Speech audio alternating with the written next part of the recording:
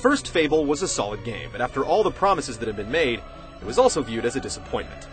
Expectations were kept to a minimum this time around, and so the delivery isn't quite as big an event. Even if Fable 2 manages to live up to the promises of the first game, it's a landmark achievement. But is this living, breathing waltz through Fantasyland the thing of legends, or a cautionary tale? Words can't even begin to describe it.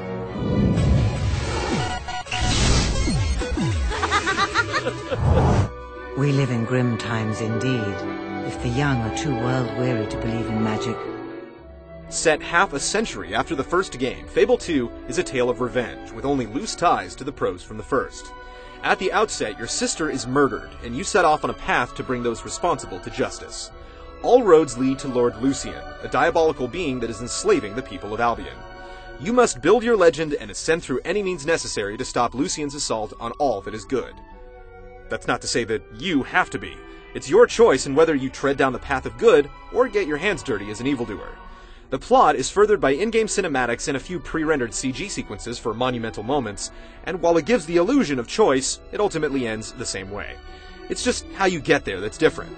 Even so, in the days of far too many bald space marines wiping out alien hordes, Fable 2's attempt at a non-linear story is refreshing. He's a bit silly, isn't he? But this could be fun.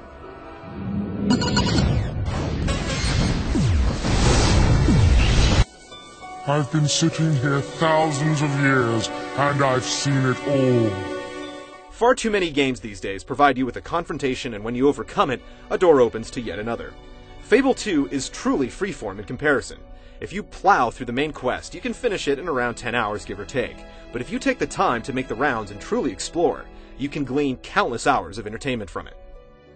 Quests pop up constantly. Whether it's clearing a road of bandits or rescuing slaves, it's your choice in what order you tackle them. The more time you spend on side missions, the easier the main quest becomes as you build your skills in melee combat, magic, and ranged weapons with each victory or discovered treasure chest. There's a simple warp system in place that will get you close to each destination, yet you'll still tire of running down the same pathways en route to the next objective. Very little grinding is involved. There are a couple points where a certain level of renown is required, but otherwise, you're free to develop your character however you choose. Getting lost is practically impossible, since a magical trail always guides the way. Like the first game, the decisions you make alter how people in the world perceive you. Kill an innocent and rob him of his gold, and you'll hear it from the townsfolk. Walk the path of the righteous, and you'll buy items and weapons on the cheap. It's well balanced, no matter which path you take. Yeah! Look at you go! Excellent! Love it! Like most role-playing games, success depends upon how you manage your money, weapons, and potions, but there are much deeper levels than that. Socializing is important to build your reputation, though the way it's handled is rather shallow. You have scores of canned interactions that range from dancing a jig to letting her rip, and each person has specific interactions that they enjoy. Manipulating someone's impression of your character can lead to gifts or ultimately marriage. It's all very hollow, though. You simply look at what the person enjoys and dislikes and spam an annoying timing game until the proper state is reached. It gets old fast, but there's no denying the charm of Albion citizens mentioning your exploits, whether good or bad. You're, without doubt, the biggest celebrity I've ever seen. Grounding an otherwise fantastically bleak game is the dog. Your faithful companion is at your side through thick and thin, helping you sniff out hidden treasure chests, buried items, and alerting you to danger. He'll even jump on fallen enemies for a couple of chomps. You have no direct control over the dog, and how much you reward him matters little, but he removes a lot of the tedium from the genre, cutting down on aimless searching. Perhaps, most importantly, he makes the game personal. Knowing that whatever you do is always seen by someone or something adds weight to your actions. You'll have to pay for that.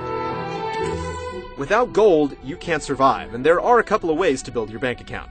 The most obvious is to work a job. Pounding out iron at the blacksmith won't make you rich, but you can take on special missions like assassinations that will get you on your way. Real estate is the true key to wealth, as any properties you own will net you rent every 5 minutes, whether you're playing or not.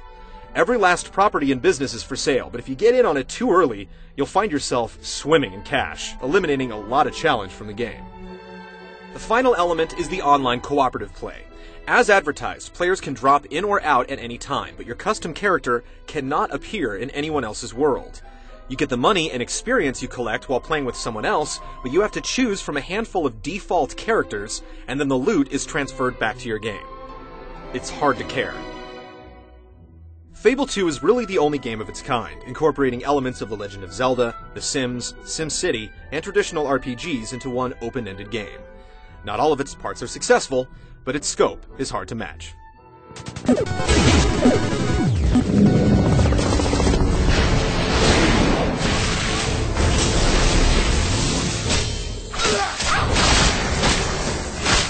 When you're juggling 3 different styles of combat, the interface has to be elegant, and Fable 2 manages to streamline what could be a complete mess.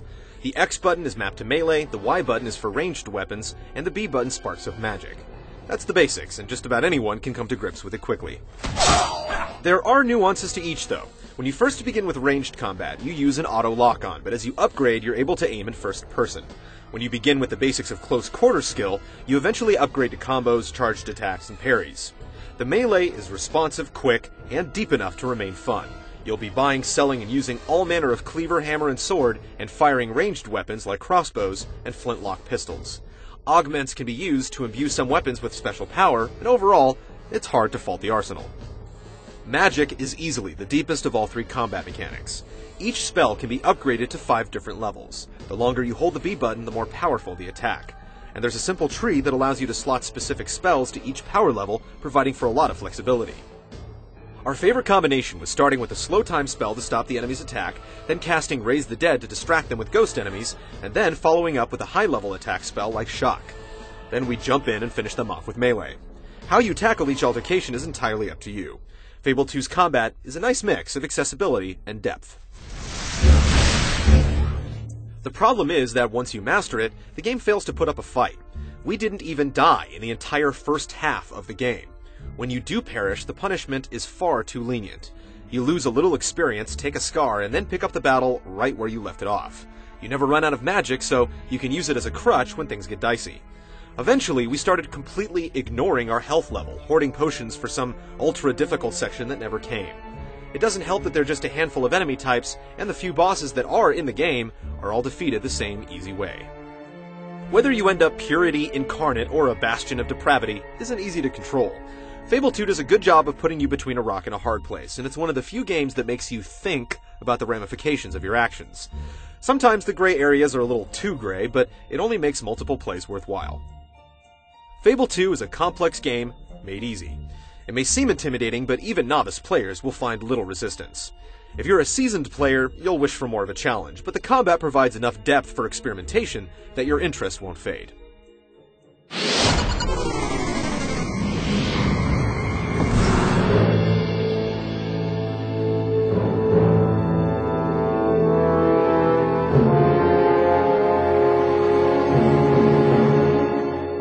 The visuals are like a plastic surgery patient. It all looks great from afar, but when you get up close, the flaws are exposed. On a technical level, it's not going to turn many heads, but it has its moments. The dog is pulled off especially well. How it reacts to you and the situations around it can be eerily realistic. Magic effects are also impressive, and the engine manages to hold up despite the strain. The art design is also a win. The theme is at one moment charming and the next foreboding, yet you always feel like you're traveling through one consistent world. The people don't fare as well. Though there are dozens of them on screen at once, the character models are blocky and feature minimal animation. Considering how much time you spend interacting with them, it's an issue. Hey, you're disturbing our beauty sleep! The audio is incredible. The voice acting sessions for this game must have lasted weeks. Each citizen of Albion has something to say based upon how you're playing and how you're interacting with them, yet few lines are misread. There are no throwaways in the musical compositions, with the haunting pause screen music setting the tone.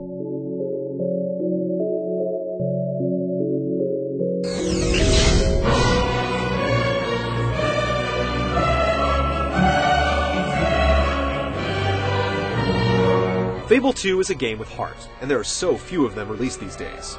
It'll make you think, and take you beyond bloodlust, yet you can satisfy that too if you wish. It's far too easy, the social and job aspects are a drag, and the main quest ends just when it seems to be getting started, but when you return to town and the people are abuzz of your exploits, much is forgiven.